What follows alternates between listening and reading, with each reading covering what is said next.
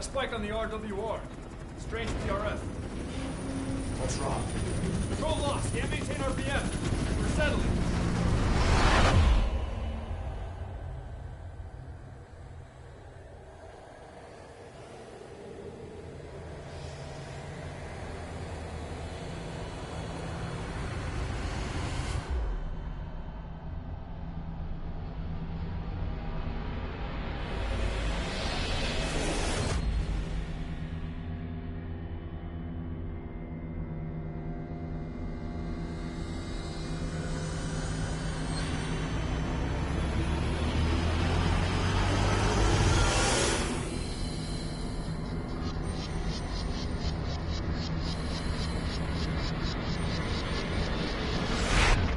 Control.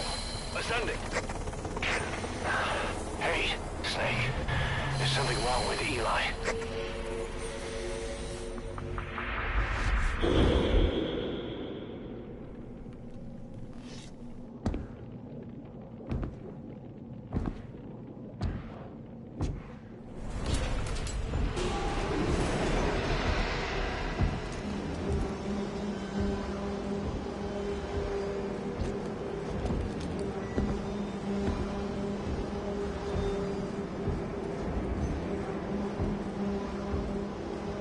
Wait!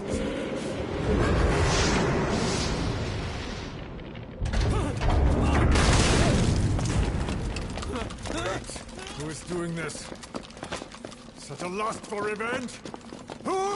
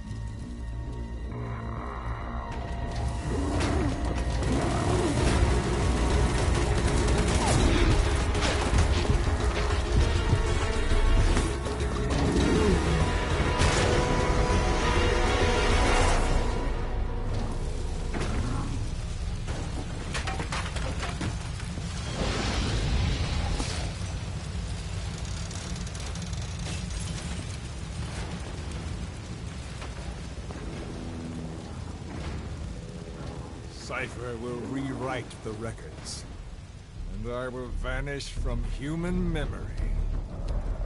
But the thirst for revenge that I have planted will infest the system. No one can stop it now. Sehelanthropus will unleash that thirst onto the future!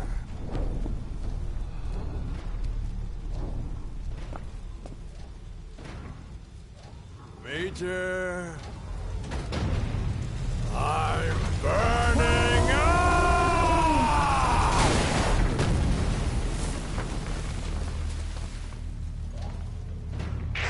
Boss, get out of there!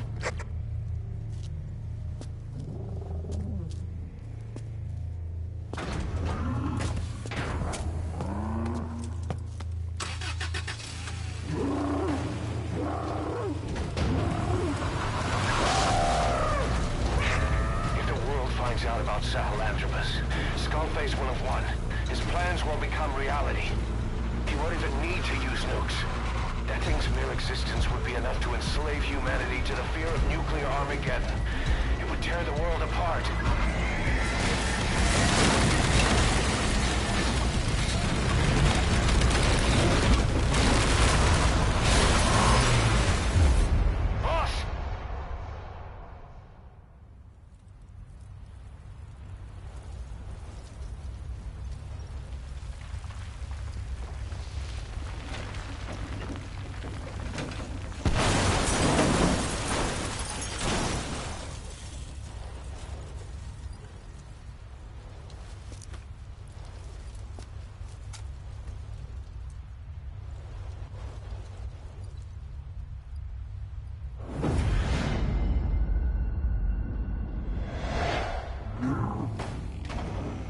After you. You need to stop it, boss. Destroy Sehelanthropus.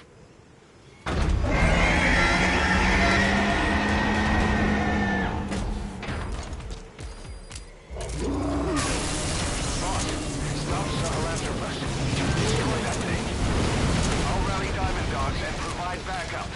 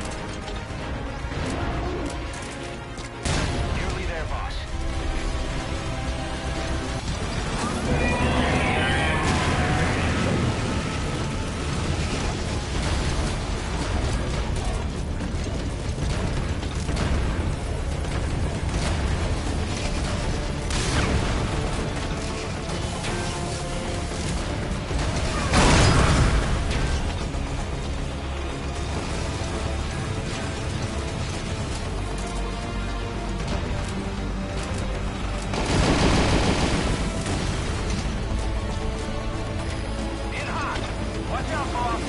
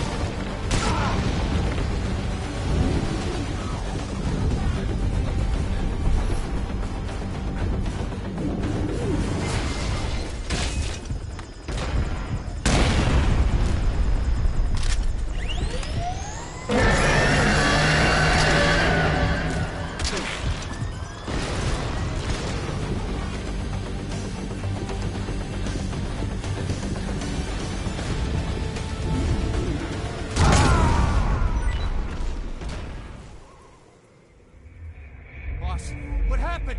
Boss!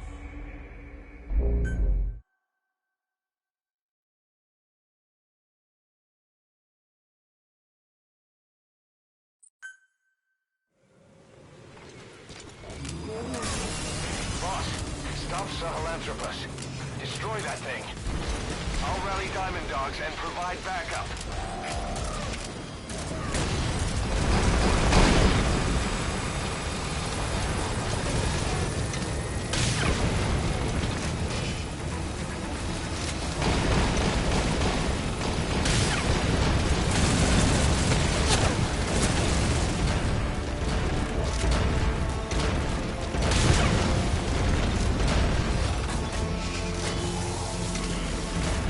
Great job.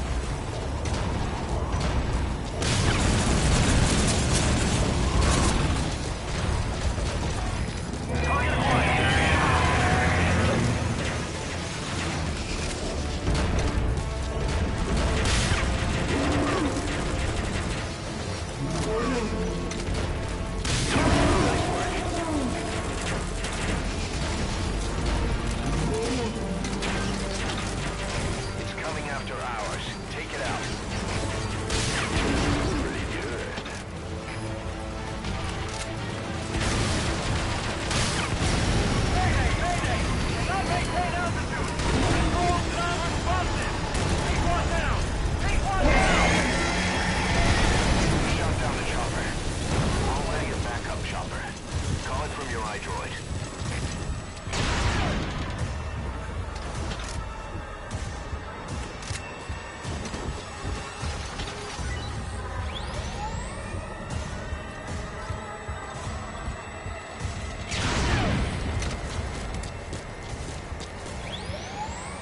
Supply drop, hurry!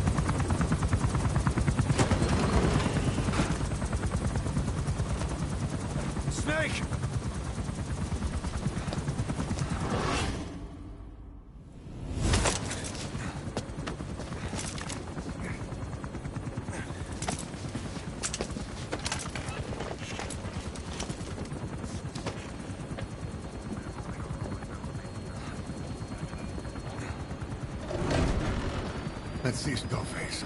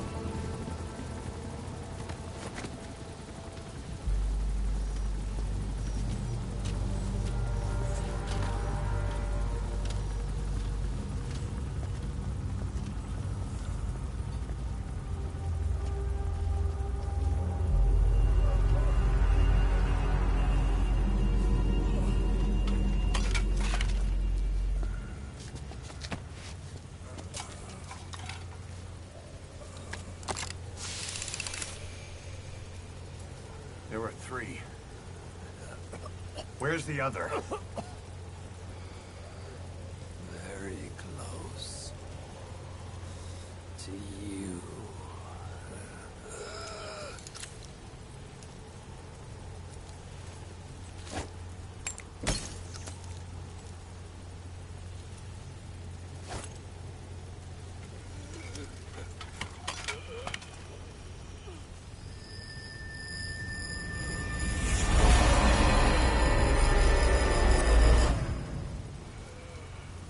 Finish me. Kill me.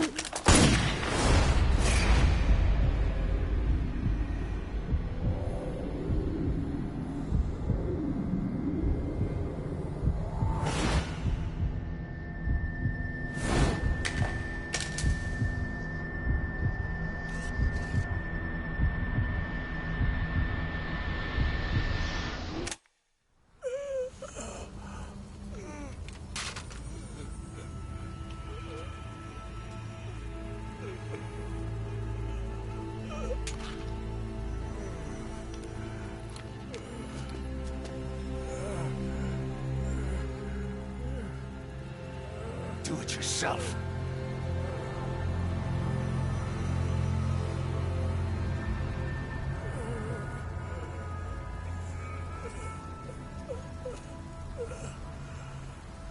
Mission complete, boss.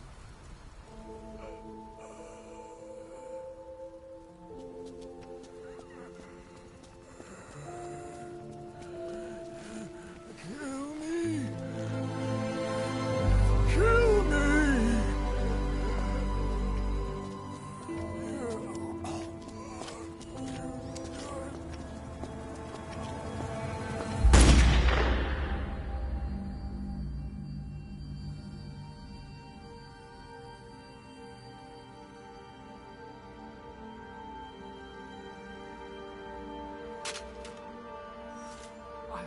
I did it! Revenge!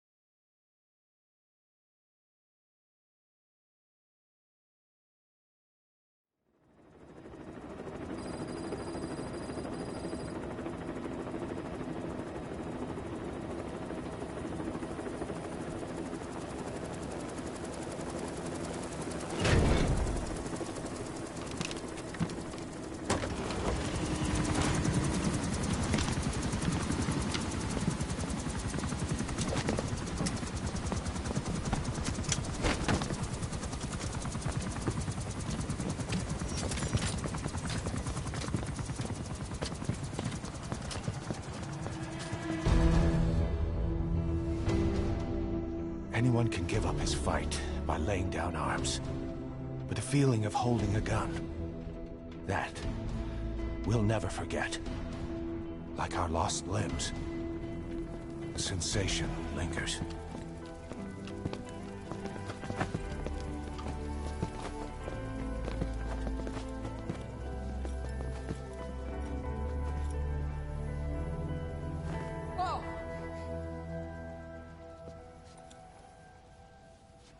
Here she comes! Here she comes!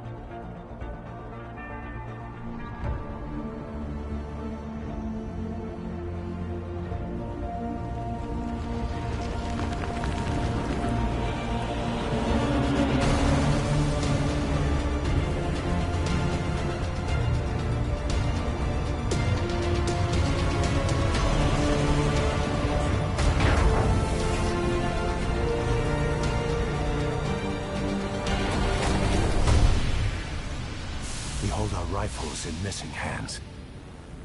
We stand tall on missing legs. We stride forward on the bones of our fallen. Then, and only then, are we alive. This pain is ours, and no one else's. The secret weapon we wield, out of sight. We will be stronger than ever. For our peace.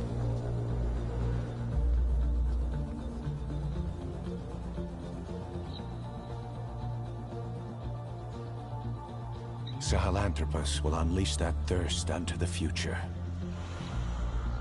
Those were his last words. Cause? Pretentious to the end. Still. Doesn't feel like this is over. And I'll never be whole again.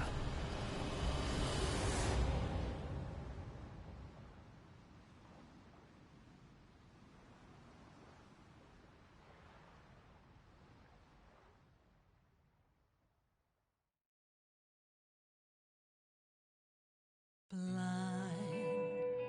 in the deepest night, reaching out, grasping for a fleeting memory. All the thoughts keep piercing this broken mind. I fall, but I'm still standing, motionless.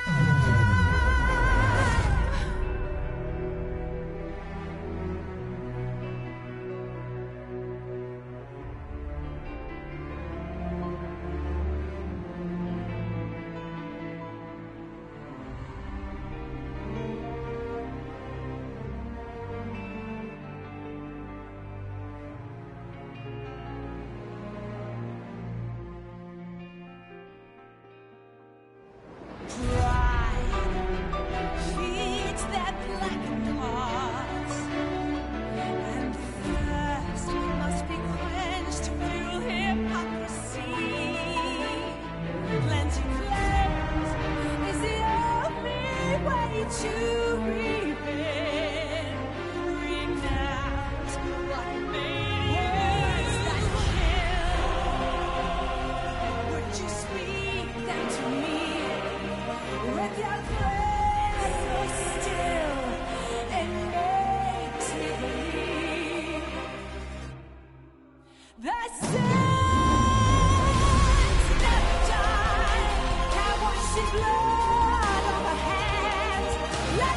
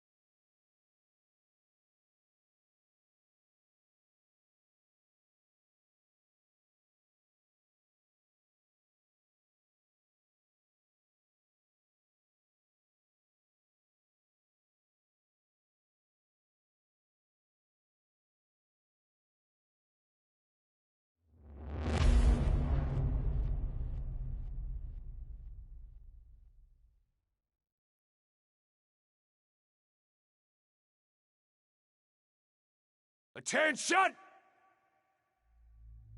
Diamond Dogs! Even with Skullface dead, our brothers are unavenged. And the phantom pain he brought us lives on. Cypher is still out there. We know they planted spies, parasites among us. Watch the man to your left, to your right. Assume nothing. Report everything. It's the only way to protect ourselves.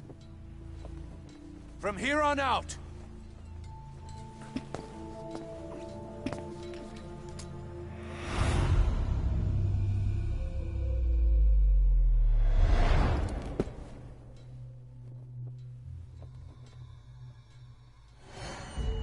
you will be my eyes. The deadliest enemy's right here in our midst. And they will get no mercy.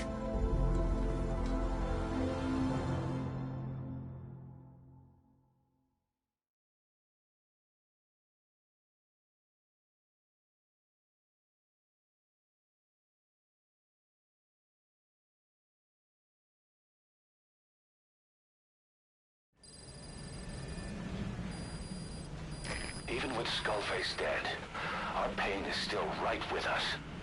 We need more strength. We need more men. Diamond Dogs needs to be bigger. Missions have come in too. We still have a long road ahead of us.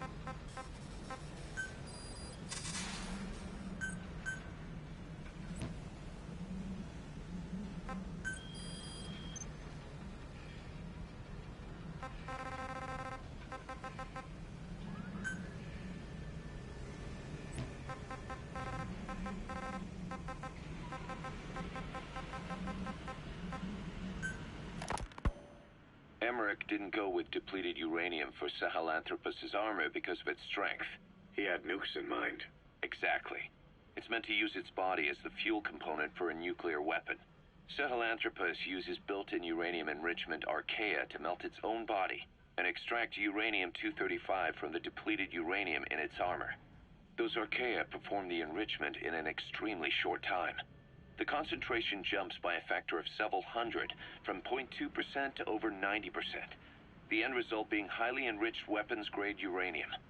Sehelanthropus's body itself becomes a nuclear bomb. Emmerich says if it were to self-destruct, the nuclear yield would be somewhere in the region of 15 kilotons. Since you need about 50 kilograms of highly enriched uranium to trigger a nuclear reaction, that would mean Sehelanthropus contains something like 23 tons of depleted uranium. That's not very much. No, it isn't. That's about what you'd expect to find in a main battle tank's armor. The point is, it can be transported anywhere, even use its conventional weaponry on the battlefield, and the international community will never suspect a thing.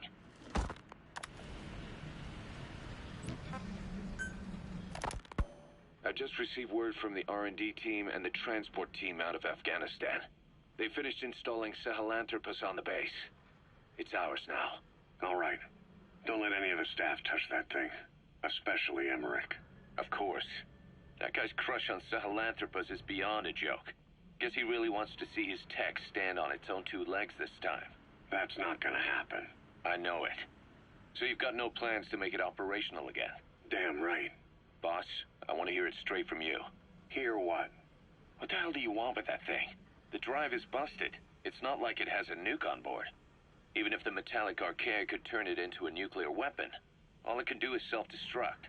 Sehelanthropus just isn't a weapon anymore. It'll draw unwanted attention without even being a deterrent. I know. The weapon's development strut sank 2 feet under that thing's weight. That's 1 year's drop in a single night. We've started on reinforcing the strut, but there's no guarantee it'll hold up if a storm hits. I know that too. Boss, why keep it? It's a mark. Us Diamond Dogs, we don't have a country to call home. That means we have no past, nothing to prove that we lived. Every one of us threw it all away when we came here. Sehelanthropus is a symbol to show that the likes of us brought at least one crisis to its end. A mark in history. So we can't just fade away. It's of no practical use to us. But we still need it. A symbol of what we've done. I'm glad I sounded you out on this. Snake, on behalf of all of us, I want to thank you. I don't need gratitude. I need security. Keep Emmerich away from that thing. Roger that.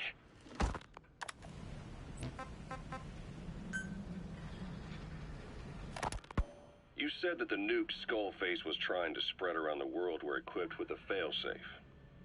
Something that could shut them down at will. His will. Quite so.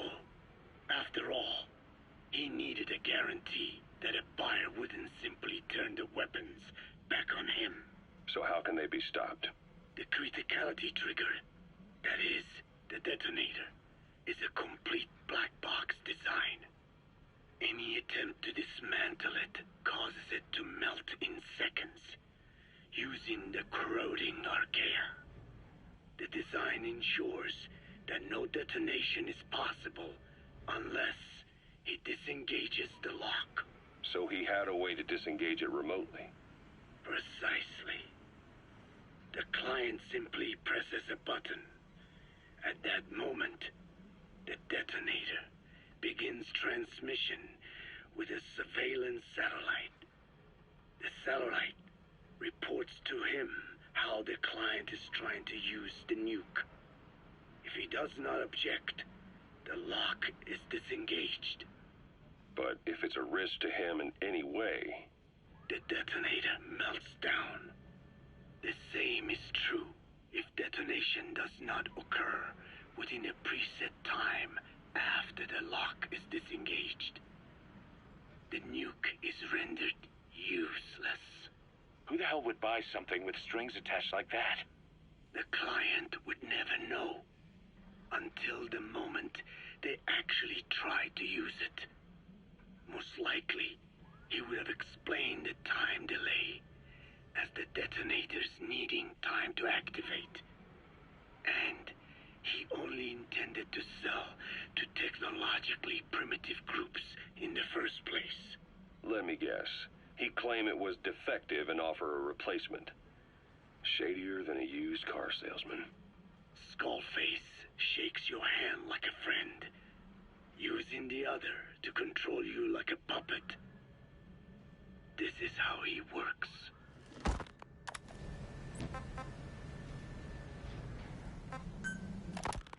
Code Talker. Haven't seen you eat a single thing since you got here. Let me guess. Photosynthesis? Oh? What makes you say that? Well, a long time ago, I knew someone with a similar ability. Well, you are correct. Most of my body is covered with parasites. I supply them with water, and in return, I receive sugars they produce when exposed to light. It isn't just my skin either. The parasites also act as my eyes. They have replaced many of my internal organs as well. It is thanks to them that I live on after over a century. How did you obtain them anyway? Through your research? I would like to say as much, but there is more to it than that. Let me take you back 20 years. I had hit a dead end with my parasite research. Then I was approached by a foundation. They said they had a sample of an unusual strain of parasite. Which foundation? Apparently, they had links to ARPA. But that is all I learned. I was somewhat ignorant of the ways of the world. Just being able to study it was enough for me. Yeah, I've heard that before. Go on. Half in doubt, I visited them to discover the body of an old man. Well, to be precise, his partial remains. A collection of parts, you could say. The man had died in an explosion. An old man, you say? His flesh had not decomposed. In fact, the tissue's cells were still metabolizing. The parasite had infected, or should I say assimilated with, the tissues, and was keeping them alive. I became obsessed with studying the body parts, foregoing food and even sleep. Every day was filled with new discoveries. The parasite's biology, internal anatomy, life cycle. But there was only so much I could learn through observation. And so I made a decision. To truly know the parasites, I had to live with them. So, you implanted them inside you from the dead man's flesh? Correct. It was quite a gamble, whether or not they would adapt to me. But fortunately, It appears I was compatible with them. Or perhaps, through my many years of research, my immune system learned to tolerate them. Were they that body's only parasite? Yes.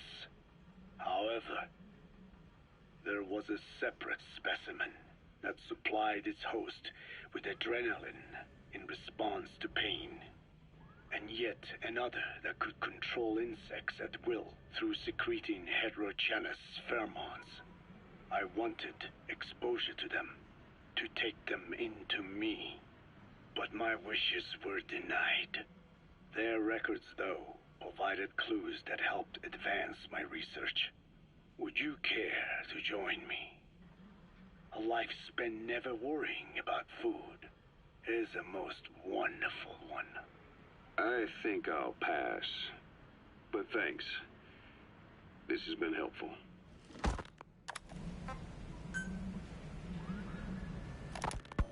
Skullface has finally burned out. The world is rid of his existence at last. Was he still alive? You could say that. But you could also say he'd been dead for decades. What's that supposed to mean?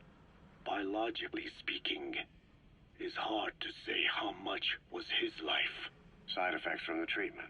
No, the primary effect. Keeping a dying host alive as long as possible. That is the whole point. But in the end, he grew too dependent on his children. As if he had any other way to keep on living. He first underwent parasite therapy before the Soviet Union became his home. His body was horribly burned. Fire washed across his thin young frame and stole his skin and his throat, even his lungs. Only through repeated therapies could the parasites keep him alive. Most of his life became something the parasites gave to him. And then he lost the ability to die. That is correct. The parasites live on past the host's death, still aiding cell composition. At that stage, there is no way to extract them from the host cells. There is no way of knowing when the last cell of Skullface's body would die. The only choice was to burn the whole thing. And his children, along with it. And I am one to talk. When my life is snuffed out, I expect you to treat my body the same way. And when I burn, I will truly be one with my children for the first time. You say there were 3 English vocal parasites. According to Skullface, yeah. Skullface had 2 of the English strain with him. You burned both of them. There was an oil fire. I tossed him in. So that just leaves 1. And you tell me Skullface said he used it. He said it was very close to me. Very close. One of your comrades. Or someone ordered to kill you. Or he could have been speaking metaphorically. Metaphorically? Close to your spirit. Close to your heart. Someone who either loves you or despises you. The second one makes a long list. Whichever it is, act with caution. Skullface implanted someone with the English language strain. Who it is irrelevant. Why? I tell you what Skullface really meant. Very close to you means you will be exposed. All the infected here have been given the Wolbachia. Even if the vocal cord parasites infect them now, they cannot reproduce. But if there's a different host among us, host to the English strain. If that were the case, we'd see the symptoms. What about the non-English speakers? We have plenty of those, but the staff use English as a common language. But if that someone has not spoken English yet, and begins to speak it now, there'd be another outbreak. The final mating pair of the English strain must be found immediately. Skullface is gone, but his threat still remains. On this base, do you see what the final mating pair is? With him dead, those parasites are the stain he wished to leave upon the world. His thirst for vengeance. In their flesh. Think. Does anyone here bear a grudge against you? Who would target you, specifically? The ethnic cleansers that Code Talker mentioned, they weren't Skullface's true goal. All we have is circumstantial evidence, but here's my theory. It was Cypher who started developing the vocal cord parasites as bioweapons, parasitic weapons, and Africa was the testing ground for them. As Code Talker said, their purpose is the ethnic cleansing of only those who speak a particular language. So they could do a weapon of mass destruction to eradicate specific groups, races, ethnicities, or colonies by the language they speak. Or a kind of absolute language control. Or maybe a tool for those arrogant fools to build some misguided utopia. I could see plenty of uses for them. However, in practical terms, they wouldn't be as dangerous as you'd think. Counteracting the parasites is easy, after all. Cut them out of your throat to save your life, or just don't talk. That also prevents the infection from spreading. So if the international community were to find out about them, they'd no longer be the threat they were conceived to be. In which case, their targets would be limited to minority groups as a deterrent or a terrorist tool. It's hard to imagine Cypher developing something like that as a main weapon for their arsenal. That leads me to think we've only tugged on one little thread in Cypher's grand tapestry. An obscure corner of their work, possibly forgotten altogether. In any case, things changed. When Skullface was forced to relocate to Africa and he saw that thread dangling. All the time he continued that research, he was secretly following his own agenda. The ethnic liberator parasites, his English language strain. Skullface said there were only 3 samples of the English language strain parasite, and I think we can believe him. Bringing his ethnic liberator's plan to fruition depended on creating an English version of the vocal cord parasites at all costs. But an English strain would have been useless to Cypher. Worse, it could have destroyed everything they'd built. It was the one type they couldn't allow. That means Skullface was forced to develop his English strain out of sight of Cypher's network. Naturally, he couldn't use the greenhouse facility Cypher had set up and filled with guinea pigs. Skullface must have found some secret place to create his precious few English parasites, hiding all evidence like a man cheating on his wife. Somewhere, an entirely standalone environment. And when his plan entered its final phase, he must have made the place disappear. Some little room, could be anywhere, but now nowhere at all. We'll never know where he did it, but to elude Cypher's surveillance, it couldn't have been big. I believe Skullface was telling the truth. There were only ever 3 samples of the English language strain. Why activate Sehelanthropus in Afghanistan? This is how Skullface wanted things to play out. The Soviet Union secretly develops a new type of nuclear weapon and successfully deploys it in Afghanistan. Revealing the existence of Sehelanthropus results in a return to the glory days of the Cold War. The threat it poses reignites the nuclear arms race between the world's major powers. The demand for nuclear weapons increases around the globe. What if you then introduced a nuclear weapon anyone could get their hands on?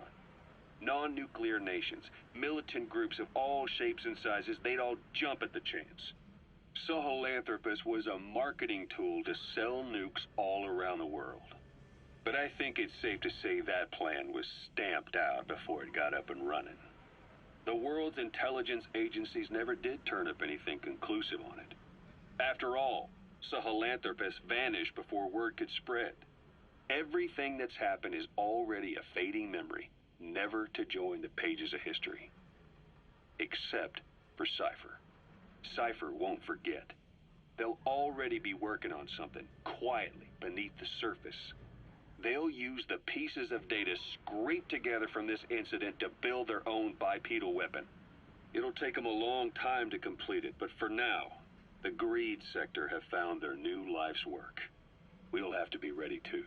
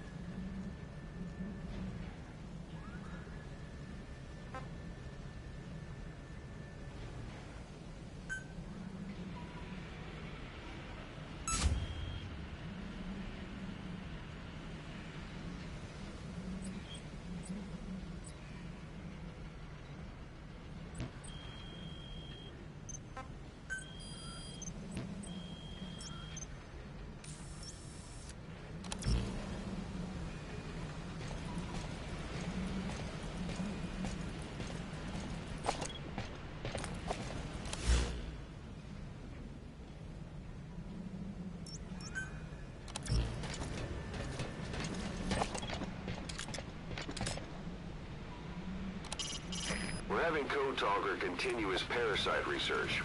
He's clearly very grateful to you. I'm sure he'll return the favor somehow.